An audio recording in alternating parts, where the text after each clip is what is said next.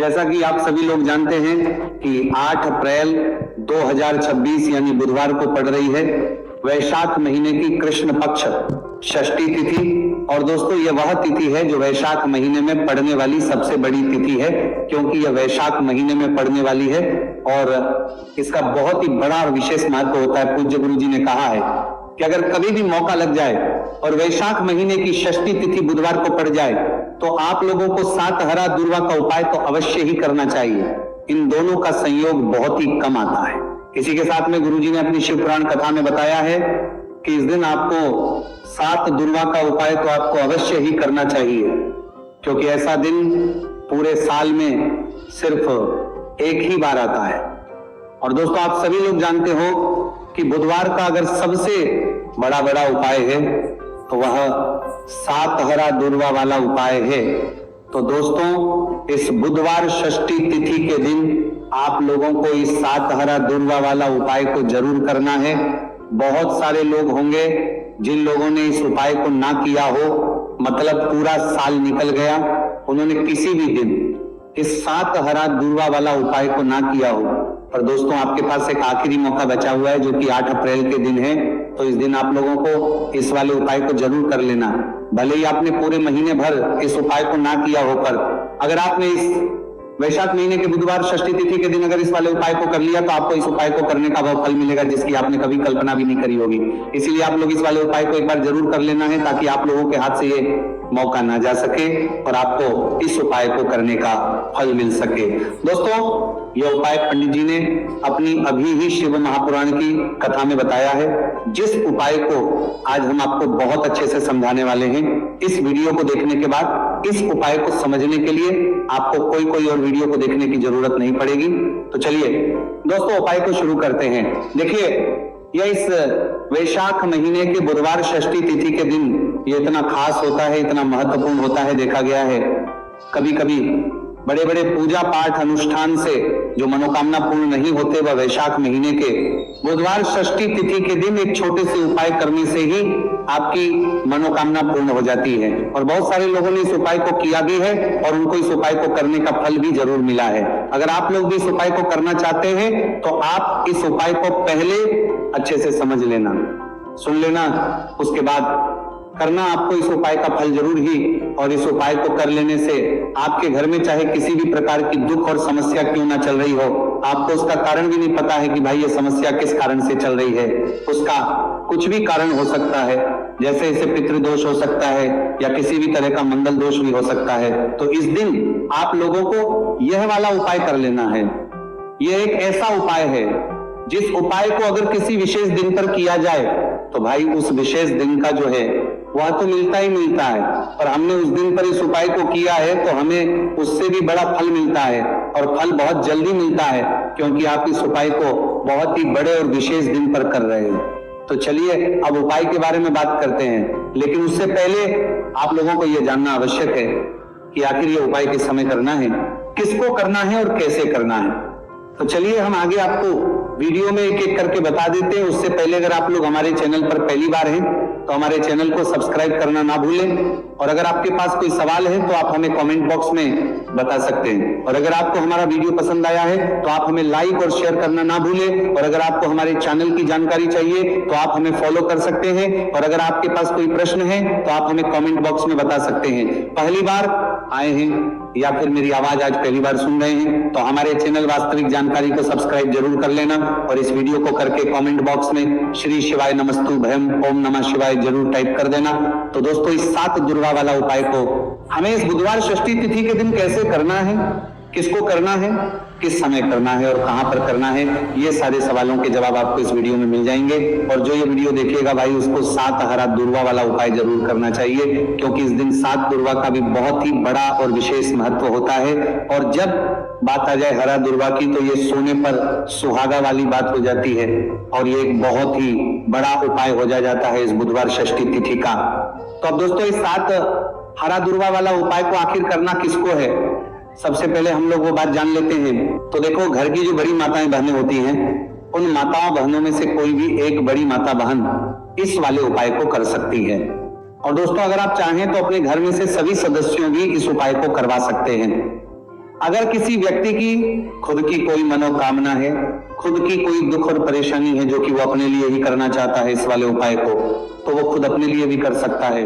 बाकी अगर कोई घर में से ऐसा है जो कि अपने पूरे घर परिवार की सुख और शांति के लिए ये वाला उपाय करना चाहता है, तो भाई वो भी करने सकता है, उसमें भी कोई दिक्कत वाली बात नहीं है। कहने का मतलब यह है कि इस उपाय को हर सदस्य भी कर सकता है और पूरे घर परिवार के सदस्य के लिए घर की बड़ी माताओं बहनों में से कोई एक माता बहन भी कर सकती है। माताएं बहनें अगर घर में उपस्थित ना हो या वह ये वाला उपाय ना कर पा रही हो, तो फिर घर का कोई बड़ा सदस्य भी साथ हरा दूर्वा वाला उपाय को कर सकता है, चाहे फिर वह पुरुष ही क्यों ना हो, उसमें कोई भी दिक्कत वाली बात नहीं है। अब दोस्तों, जो अगला प्रश्न निकल कर आता है वह यह आता है इसको लेकर कि आखिर इस उपाय को हमें किस समय करना है, सुबह के समय करना है कि शाम के समय करना है। तो देखो, इस वाले उपाय को आप लोग सुबह के समय भी कर सकते हो और शाम के समय प्रदोष काल में भी कर सकते हो। अब अगर आप पूछो कि भाई सबसे उत्तम समय कौन सा रहेगा इस 7 हरा दूर्वा वाला उपाय को करने का, तो हम आपसे बस यही कहेंगे कि इस उपाय को आप सुबह के समय करेंगे तो ज्यादा बेहतर होगा। बाकी अगर प्रदोष काल के समय भी करेंगे तो भी अच्छा होगा, उसमें कोई भी दिक्कत वाली बात नहीं है। तो अब दोस्तों, जो अगली सबसे बड़ी और महत्वपूर्ण बात आती है वही आती है कि सुबह अगर हम उपाय को करेंगे तो हमें कितने बजे से लेकर कितने बजे तक के बीच में करना है, और शाम के समय प्रदोष काल में करेंगे तो हमें कितने बजे से लेकर कितने बजे तक के बीच में, लेकर कितने बजे से लेकर कितने बजे तक के बीच में करना है। तो देखो, सुबह जितनी जल्दी हो सके आप उपाय को करने की कोशिश करना। बाकी अगर कारणवश लेट भी हो जाओ, थोड़ी देर भी हो जाए, तो 10 या 11 बजे तक भी आप उपाय कर लेना, पर 12 बजे से ज्यादा देरी ना हो, ठीक है, इस बात का ध्यान रखना। उसके बाद में दोस्तों, अगर शाम के समय प्रदोष काल की बात करें, प्रदोष काल का जो समय है होता है वो शाम के 6 बजे से शुरू हो जाता है। मतलब शाम के 6 बजे से लेकर शाम के 6 बजे से रात के 8 बजे के बीच का जो समय होता है, ये समय प्रदोष काल का समय होता है। तो इस उपाय को 7 या 8 बजे के बीच में भी कर सकते हो। मैं आप कभी भी इस वाले उपाय को कर सकते हो, उसमें कोई भी दिक्कत वाली बात नहीं है। तो वैशाख का महीना ही है जो आपको धन, दौलत, पुण्य दोनों ही देने वाला है। वैशाख के महीने में तुलसी का पूजन करके, श्री हरि विष्णु से जुड़े हुए कुछ उपाय करके आप अपने जीवन की निर्धनता, धन से जुड़ी समस्याएं, कर्जे से जुड़ी समस्याओं को हमेशा के लिए दूर कर सकते हैं। भगवान विष्णु को तुलसी अति प्रिय है, इसलिए उनकी पूजा में भी विशेष रूप से हम तुलसी का उपयोग करते हैं। और बिना तुलसी दल के, बिना तुलसी मैया के श्री हरि विष्णु की पूजा और उनका भोग दोनों ही अधूरे होते हैं। इसीलिए वैशाख के महीने में ऐसा उपाय आपको बताने वाले हैं जिसे करने से श्री हरि विष्णु की असीम कृपा आपको मिलेगी और मां तुलसी से ऐसा आशीर्वाद मिलेगा। जीवन का हर दुख, हर कष्ट, गरीबी, निर्धनता, कर्जे से जुड़ी समस्याएं, सब कुछ ही आपके जीवन से दूर हो जाएगा और सुख, समृद्धि, धन, वैभव, ऐश्वर्य सब कुछ आपको अपने जीवन में आसानी से मिलने लगेगा। तो चलिए बात कर लेते हैं कि कौन सा उपाय है, तुलसी के पौधे में कौन सी चीज आपको रखनी है और इस उपाय को किस समय करना है। देखिए, सबसे पहले तो आपको बता दें कि अगर आपके घर में तुलसी का पौधा नहीं है तो वैशाख के महीने में एक तुलसी का पौधा अपने घर में लाकर जरूर लगाए, क्योंकि वैशाख के महीने में जो लोग अपने घर में तुलसी जी का पौधा लाकर लगाते हैं, माँ तुलसी का पूजन करते हैं, कभी भी माँ तुलसी उनके घर में निर्धनता नहीं रुकने देती है। हमेशा उनके घर में धन की वृद्धि होती है, धन की वर्षा होती है। तो जरूर से तुलसी का पौधा आप वैशाख के महीने में अपने घर जरूर लेकर आए और अच्छे से आपको माँ तुलसी का पूजन करना है, माँ तुलसी के पौधे की देखभाल करनी है। और वो कौन चीज है जो आपको तुलसी के पौधे में वैशाख के महीने 8 अप्रैल बुधवार षष्ठी तिथि में रखना है, और कैसे यह चीज रखते ही रातों रात आपके जीवन में चमत्कार होगा और आपके भाग्य का भी आपको साथ मिलेगा। तो देखिए, इस वीडियो में जितने भी उपाय हम आपको बताएंगे सभी उपाय सरल है। देखो, गुरुजी ने कहा है कि बुधवार के दिन आपको 7 हरा दूर्वा वाला उपाय तो अवश्य ही करना चाहिए। वीडियो के अंतिम में आपको उपाय बताया है, आपको करना है। देखो, आगे बढ़ने से पहले वीडियो को एक लाइक जरूर करें। देखो, सबसे पहला उपाय, यदि आपके जीवन में कर्जा बहुत अधिक है, आपके जीवन में संकट बहुत अधिक रहते हैं, आपके ऊपर बहुत अधिक विपदा आ रही है, बार बार आपको अपने व्यापार में और अपने धन में हानि देखने को मिल रही है, यानी कि आपको प्रत्येक कार्य में हानि हो रही है, तो आपको ये उपाय करना चाहिए। इस उपाय को करने के लिए आपको दो चीजों की आवश्यकता होगी। सबसे पहले है, आप जानते हो, जो कि भगवान गणेश जी को समर्पित होती है, तो आपको वो हरा दूर्वा की आवश्यकता होगी, साथ ही में एक लोटा जल की आवश्यकता होगी। और आप जब भी उपाय को करें, जिस दिन भी आपको करें, तो आपको प्रातः कल सुबह सुबह ही सुबह वो करना है। इस बात का विशेष रूप से आपको ध्यान रखना है, ठीक है। तो आपको एक हरा दूर्वा लेनी है। अगर आधा हरा दूर्वा भी मिल जाती है तो भी कोई दिक्कत नहीं है, बस आपको हरा दूर्वा है। अगर ज्यादा ना मिले तो उस स्थान पर एक हरा दूर्वा भी ले सकते हैं। हरा दूर्वा आपको आसानी से कहानी पर भी मिल जाएगी। बस याद रखिएगा, शुद्ध दूर्वा, और मतलब उसे शुद्ध करके ही उपयोग में लीजिएगा, है ना। तो आपको करना क्या है, एक हरा दूर्वा या एक से ज्यादा भी हरा दूर्वा आप लोग ले सकते हैं, तो एक हरा दूर्वा अपनी ले लीजिए। एक हरा दूर्वा के साथ में आप एक लोटा जल ले लीजिए और इन दोनों ही चीजों को लेकर शिवाजी के मंदिर पहुंच जाइए। जी के मंदिर पहुंचकर सबसे पहले आप शिवाजी के पास में बैठ जाइए। शिवाजी के पास में बैठने के बाद जो शिवाजी की शिवलिंग होगी, शिवलिंग के ऊपर सबसे पहले आपको ये दूर्वा को समर्पित करना है। दूर्वा को कुछ इस प्रकार से समर्पित करना है कि जो दूर्वा की दांडी का मुख होगा वह जलधारी की तरफ हो, जहां से जल नीचे करता है ना। और जो हरा दूर्वा का मिला हुआ भाग होगा वो अपने आप शिवाजी के पीछे की तरफ हो जाए, ठीक है। तो इस प्रकार से ये हरा दूर्वा का ये दूर्वा आपको भगवान शिवाजी का शिवलिंग के ऊपर समर्पित करनी है। और जो एक लोटा जल आप अपने साथ लेकर आए हैं, इसी दूर के ऊपर भगवान शिव जी के शिवलिंग के ऊपर एक धारा से आपको समर्पित कर देना है, ठीक है। अब यहाँ पर देखने बात यह है कि ये उपाय इस व्यक्ति को करना है जिस व्यक्ति की नौकरी नहीं लग रही हो, जो व्यक्ति परीक्षा में पास होना चाहता हो, तो इस व्यक्ति को अपने हाथों से इस उपाय करना है, तभी उपाय काम करेगा, ठीक है। उपाय को करने के बाद आपको 3 महीने उपाय आपको कब तक करना है, जब तक कि आपकी नौकरी ना जाए। जब तक आप इस उपाय को नियम के साथ करो, आपकी नौकरी जरूर लगेगी। अब बात करते हैं दूसरे उपाय के बारे में। तो देखिए, दूसरे उपाय जो है, देखिए इस उपाय के लिए आपको मात्र 1 लौंग का जोड़ा लेना है, यानी कि 2 फूल वाली लौंग लेनी है। साथ में आपको मात्र थोड़ा सा शहद लेना होगा और इसी के साथ में आपको तांबे के पात्र अंदर शुद्ध जल लेना होगा। अब देखिए, इन सभी सामग्रियों को लेकर के आपको भगवान शिव के मंदिर में पहुंच जाना है। देखिए, ये उपाय आप सुबह से लेकर शाम तक कर सकते हैं। तो वो सबसे पहले तो आपके पास जो 2 फूल वाली लौंग हैं, उन्हें आपको शहद के अंदर अच्छे से डुबो है, यानी कि दोनों लौंग पर आपको अच्छे से शहद का लेपन कर देना है।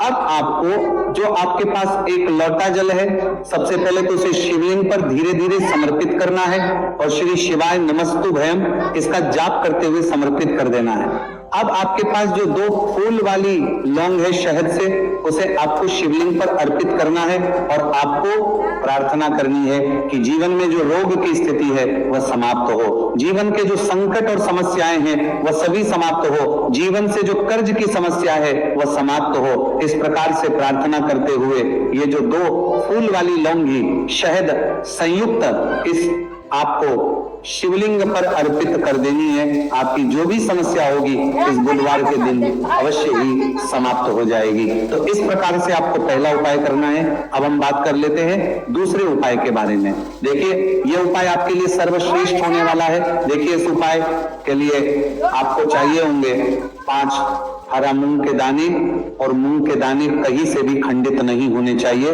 इस बात का ध्यान रखें। और इसी के साथ मैं आपको एक तांबे के पात्र के अंदर अपने घर से शुद्ध जल 1 लोटा जल ले लेना है।